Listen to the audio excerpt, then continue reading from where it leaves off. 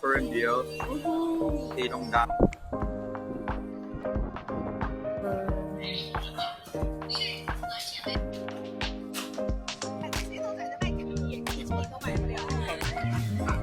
Hi everyone, we're back with another video showing you everything that you can do in Dandong. So we were there for slightly more than 2 days, and this is the very first stop that we decided to go for, which is Antong Lao Jie, translated to Antong O Street. This is where domestic travelers on Xiaohongshu recommend to come to try Dandong delicacies. So the experience is slightly like a night market where you get different vendors selling different kinds of food.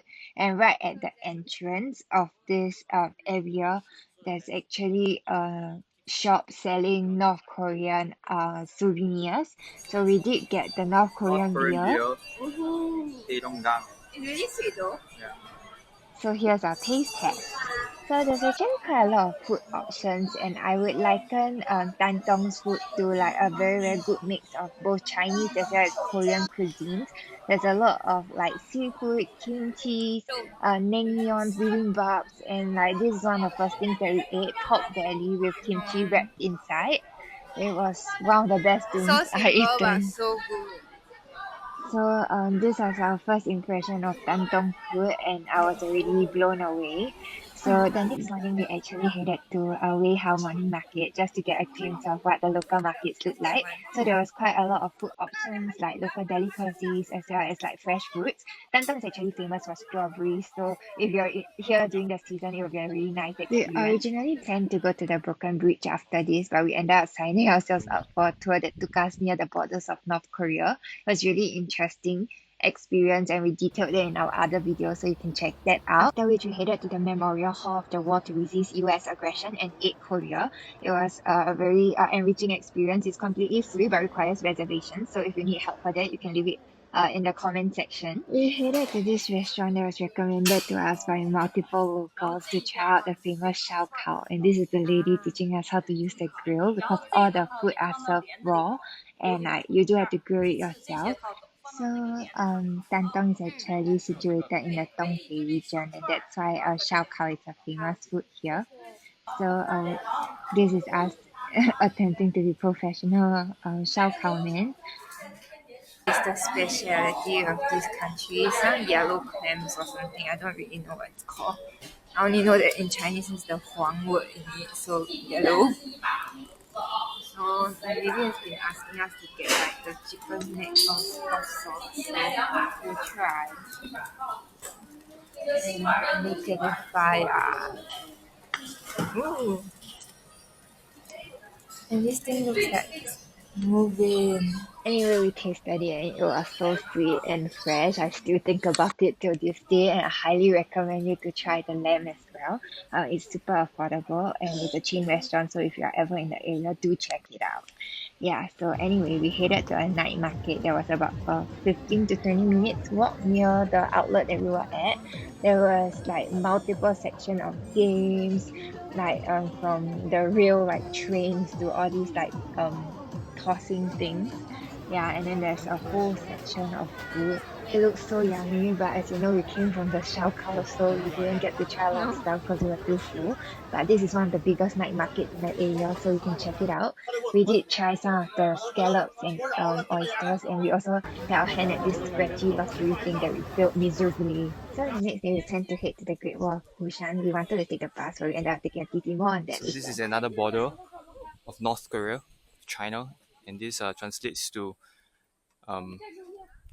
the most beautiful border of the People's Republic of China. You can see there's a Chinese flag, and just right a few steps by the border, long strips of barbed wire and fence being lined up to prevent any potential, I assume, escapes of North Korea's into the Chinese territory.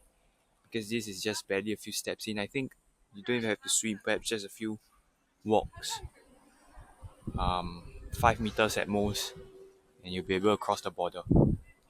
Yep, so this is quite a popular tourist spot with a monument here to commemorate how close this border is. So we finally went back on track and headed to the Great Wall of Hushan. So some say that this is like a part of the Great Wall of China, just that it is located in Dandong and isolated from the rest of the Great Wall of China. And over here you get a really good glimpse of both the Chinese land as well as North Korea. But I would say this hike is not for the faint-hearted. The steps were really steep and it was honestly quite tiring. Oh my god, let me measure it. That's crazy eh. This is not never normal level of steepness. It's like the height of my entire knee.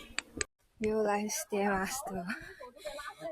Can literally hear me panting in the background.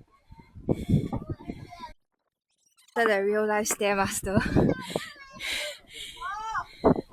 So we arrived at this spot with Oh my like god. a small observatory, and what do you do when you see an observatory? You climb it.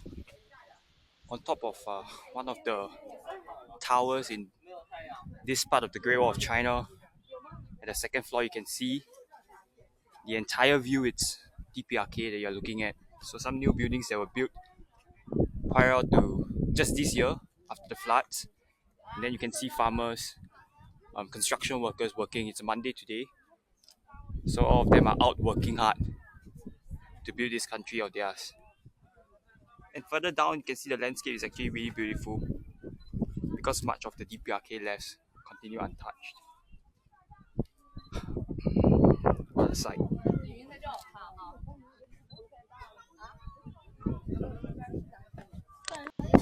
And like I told you, it was really steep. So this is what it looks like coming out of the narrow space.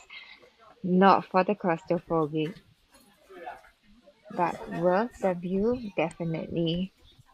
The whole path was rather straightforward. Just follow the signs and you will be led to the exit.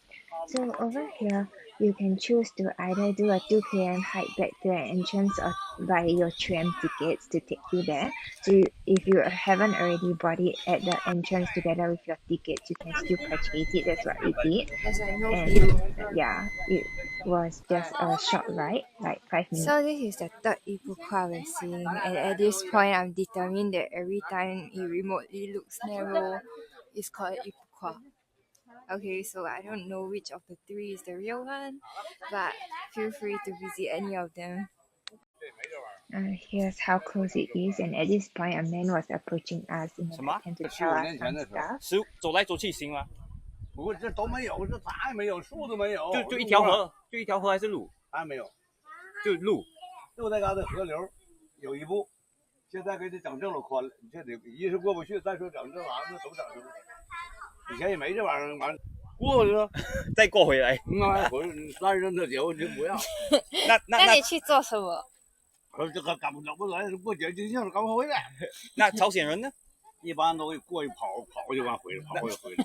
朝鲜没有看到 After 啊。 we headed for the exit, and there's a bus that will take you back to Dandong bus station. Here's the associated timing. For more flexibility, you could also get a TT, which is what we did.